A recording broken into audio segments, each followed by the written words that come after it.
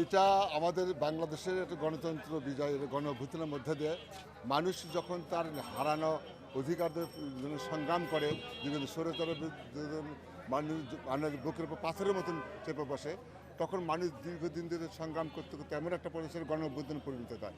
এই গণ অভ্যুত্থানের ছাত্র এবং জনতার গণ অভ্যুত্থানের মধ্যে দিয়ে বাংলাদেশের স্বৈর শাসক পতন হয়েছে, বাংলাদেশের গণতন্ত্র পরিবেশ ফিরে এসেছে, বাংলাদেশের মুক্ত মানুষ নিঃশ্বাস ফেলতে পারছে। মানুষের কথা বলা আজকে বাংলাদেশের মানুষ যদি তাকে দেখেন যে 18 কোটি মানুষের স্বস্তির নিঃশ্বাস।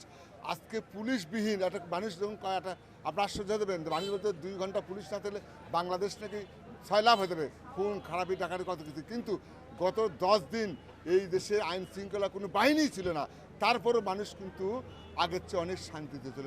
একটাই, তারা মানুষের প্রতি তাদের ভালোবাসা ছিল, তাদের মানুষের প্রতি দায়িত্ববোধ ছিল, একের প্রতি সমর্পিত ছিল এবং গণতন্ত্র পরিবেশে ফিরে পাওয়ার জন্য মানুষ কোনো কুচিন্তা করেনি।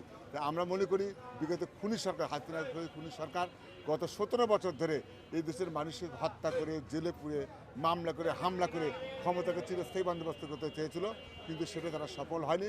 ছাত্র জনতা গণঅভ্যুত্থানের মধ্যে দিয়ে, তাদের পতনের মধ্যে দিয়ে বাংলাদেশের সুষ্ঠু একটা কথা বলা পরিবেশ তৈরি হচ্ছে। আমি মনে করি আগামীতে সুষ্ঠু নির্বাচনের মধ্যে দিয়ে গণতন্ত্র পরিবেশ তৈরি হবে এবং আমরা যে এত মিছিল মিটিং করছি, শুধু আমরা নয়, প্রত্যেক গণতান্ত্রিক রাজনৈতিক যারা দল আছে তারা সবাই আজকে মুক্ত বিহঙ্গনে তারা আজকে মিটিং কথা বলা পাচ্ছে। আমরা চাই সুষ্ঠু নির্বাচনের মধ্যে দিয়ে এই গণতান্ত্রিক ধারা বজায় থাকবে এবং আগামীতে এইটা অব্যাহত থাকবে। এটা আসলে তো আপনি জানেন যে আমাদের বিএনপি চেয়ারপারসন, বর্তমান চেয়ারপারসন মহোদয় আমাদের জনাব তারেক রহমান সাহেব বলেছেন, আমাদের মহাসচিব বলেছেন যে সংস্কার করার জন্য যৌক্তিক পর্যন্ত যে সময়টা, সেই সময়টা কিন্তু এই সরকারকে দেওয়ার জন্য বিএনপি অবশ্যই এগ্রি করেছে। কারণ কি আপনারা জানেন যে একটা অনেক জঞ্জাল তৈরি হয়েছিল গত 17 বছরে, শুধু জঞ্জাল বলবো না, মহা জঞ্জাল তৈরি করেছে। আপনার বিচার বিভাগের জঞ্জাল তৈরি করেছে, নির্বাচন কমিশনের জঞ্জাল তৈরি করেছে, পুলিশ বিভাগের জঞ্জাল তৈরি করেছে, সশস্ত্র বাহিনী বিভাগের জঞ্জাল করেছে, নির্বাহী বিভাগের জঞ্জাল তৈরি করেছে।